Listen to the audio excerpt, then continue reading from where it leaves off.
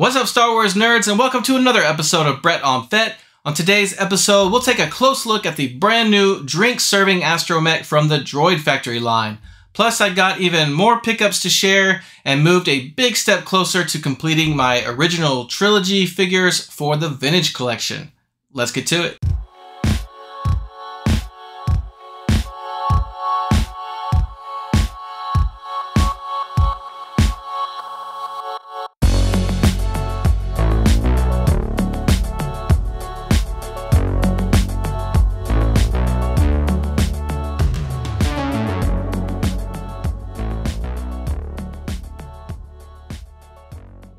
Welcome back to the channel. This is episode 63 of Brett on Fett. And if you follow my channel for a while, you probably know that I do love collecting droids figures, and every now and then I'll pick up droids from Disney's Droid Factory line. And recently Disney announced they're coming out with a new addition to that line, and it was the drink-serving astromech from Jabbasailbarge known as R2-S4M. And I thought it looked like a pretty good version of that droid, so I went ahead and ordered a couple, one to keep on card and one to open up.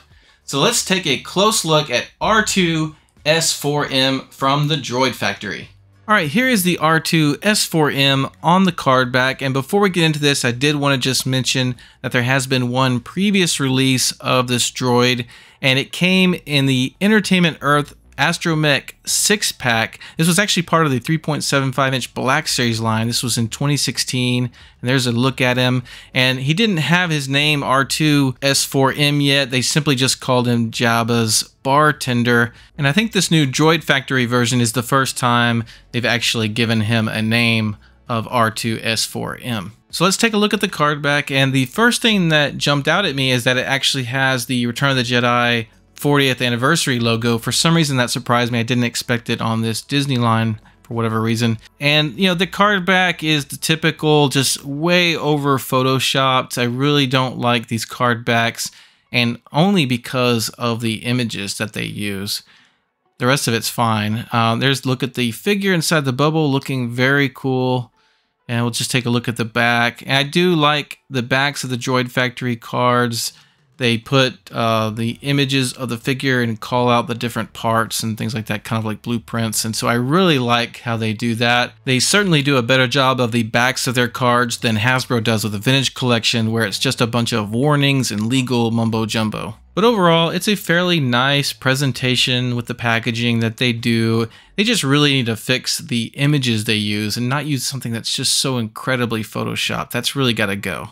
Alright, so next let's take a look at the figure itself out of the packaging, and right off the bat you can see he looks very cool. I'm very impressed with the way this droid looks, but let's take off all the accessories. I'll take the table off, and the little arm here, the little drink dispenser, I guess, it does articulate and it does come off. So let's just put that aside and let's just focus on the droid for a moment. And one of the first things I noticed here is it has very good weathering. The weathering is applied very evenly across the entire body. It's not splotched on. And this is what you'd expect from a droid that's working in the desert on a sail barge. He's going to get a little bit sandy. Articulation is very standard for a droid like this. His dome spins all the way around 360 degrees. His main legs rotate the shoulder and rotate at the ankles. His front little stubby leg does not articulate at all, however. And I wanted to check if this is Build-A-Droid compatible, but I'm pulling on the dome pretty hard and it's not coming off, so I do not believe it is Build-A-Droid compatible. Alright, so let's take a closer look at the serving table accessory, and it does look very nice. I like the little patterns on the gold trays, and these cups do come off, and they stay very snug when they snap them on. They're not loose, they don't feel like they're going to fall off, and I do like how they show the drinks half full. Now, I wanted to grab this bartending R2-D2 from the Return of the Jedi TVC to compare the table, and you can see it's much smaller on the TVC version. Sorry, I don't have one loose, but you can see it's much smaller, and it's got a much nicer, more metallic paint on the R2-D2 one. Now, I don't have that exact R2 loose, but I do have the newest R2-D2 from the Vintage Collection, which is the exact same mold, and you can see the table is way too big. And that is because I just think this R2-D2 is just a little bit too small. I thought he was undersized when I first got him. And I think the R2-S4M is a more appropriate scale for these astromechs.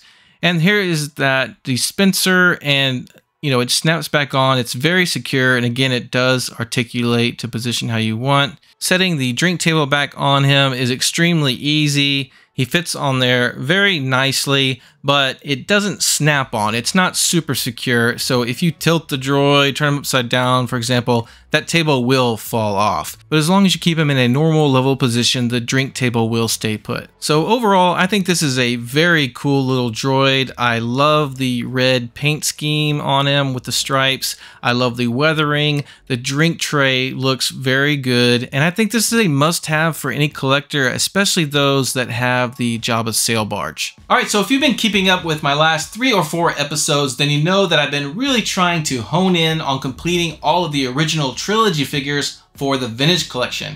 And each week I've made a step closer to achieving that goal. And this past week was no exception. I made a big step closer to completing that series. And I also found some great deals on other vintage collection figures along the way. So yet again, I've got some more pickups to share. Just please don't tell my wife, because it's getting a little ridiculous. What are all those boxes? It's just stuff I'm selling. It's stuff I'm selling. Stuff I'm selling. All right, so let's take a look at my pickups. All right, so the other day, a person on one of the Facebook groups was selling almost an entire collection of TVC 1.0 figures, and he was selling them at discounted prices. He had some that were just in excellent condition. He was selling, maybe 20%, 30% below market value. And then he had some that were in not so great condition that he was selling anywhere between like 50, 60% off market value. And so I'm missing quite a few TVC 1.0 figures still, so I had to take advantage of this. He also offered free shipping if you bought at least 4, so I went ahead and picked out 4 and started with the Senate Guard from Attack of the Clones, a very cool figure, great card back image, and I believe it's the only figure in TVC that has 2 alternative card back images. There's this one and another one where it's much more zoomed in on the guard's face, but a very neat figure. I like the cloth goods, and I like his accessories. I like the blaster rifle he comes with and the baton he comes with. So I think it's a pretty cool figure, but mostly I like this one because of the combination of the figure and that awesome card back. So let's take a look at the back of the card. You can see this is VC 36, so it's one of the early ones. And there's a look at the first time he made the appearance on the Power of the Jedi card. But yeah, very cool figure and card back combination for my collection. I'm not sure at this point if I will try to collect the alternative card back. I think I actually prefer this version, and I'm not a huge variant collector. Next is a figure I've been wanting for my collection for a while now, and it is the ARC Trooper Commander on the Expanded Universe card. And this, of course, is the first time we got a Tartakovsky version of a clone trooper in the TVC line. Awesome card back. Now, this one is not in the greatest condition. It's a little bit dirty. It's got some light scratches on the card back, but the guy made me a great deal for it. And what I really loved about this figure is that it came with that alternative Phase 2 clone trooper helmet that looks fantastic. The new reissue we got of this figure did not have these accessories that this one comes with. It was just a figure itself. And so this is a better version and just a really cool card back. It is VC 54, so this is pretty early in the line that this came out. And there's a look at the original version that was released on the Clone Wars card back in the day. But again, just an awesome card back. Probably one of my favorite card backs in TVC, I think. And I just love the added touch of including that Phase 2 version of the Clone Trooper's helmet. Next up, I'm still missing quite a few Phantom Menace figures, so I wanted to pick up this one. This is Dulte Dauphine. I do like this card back and figure. I've been wanting to add this one. Now, this one is very rough. It's got a lot of scuffing, a little bit of dirt. And the card back's flat, but yeah, it's pretty rough, but I didn't pay much at all for him. Just wanted to get him in my collection. But yeah, I really like that card back image for Dulte, and the figure looks good. I think the sculpt is very good. I'm not sure how articulated he is, but you don't really need him to be that articulated. He just needs to look pretty good. It is VC 82, and there's a look at the rest of the wave, and price tag still left on there. It's got that character debut sticker, which it's in a little bit of rough condition, but it's a very cool sticker. I love those character debut stickers, so happy to add this one. And finally, the main part of this purchase was Lumat. As you guys know, if you've been watching my last few videos, I've been missing Lumat. He was the last piece of the puzzle to secure all of the original Trilogy figures, and it's in great condition. It's unpunched. And taking a look at the card back, it's not one of my favorite card backs because of the obvious photoshopping for Lumat. Just don't like the way that looks. But I do like the use of the pink name pill and figure pill just to mix things up a bit. Correct me if I'm wrong, but I think the only time they've used pink is on the Haslab Yak Face and on the Power Droid. And I think it works really well in certain applications. And I think it looks pretty good here. The figure itself looks really good. I like his face sculpt a lot, and I like the accessories. I like that he comes with multiple bows, and Hasbro in general did a really good job with the accessories for all these Ewok figures, probably to offset the fact that you're paying for a smaller figure. He is VC 104, so he did come towards the end of the TVC 1.0 line, and again, just love the backs of the cards from these 1.0s, so much better than what we get today. So with Lumat, I now have all of the Ewoks, and I basically have secured all of the original Trilogy figures for the Vintage Collection.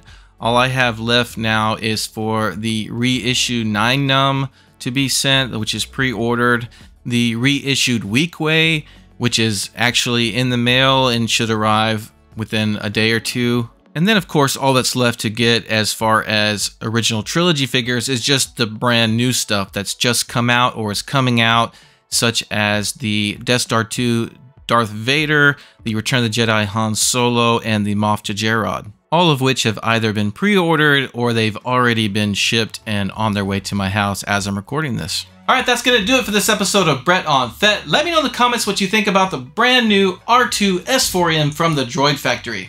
Also, a huge shout out to all the dads out there. Happy Father's Day. I hope you have a great day. Thanks for checking out this video. Thank you to my subscribers. Don't forget you can also follow me on Instagram and on Twitter. Take care, and we'll see you next time.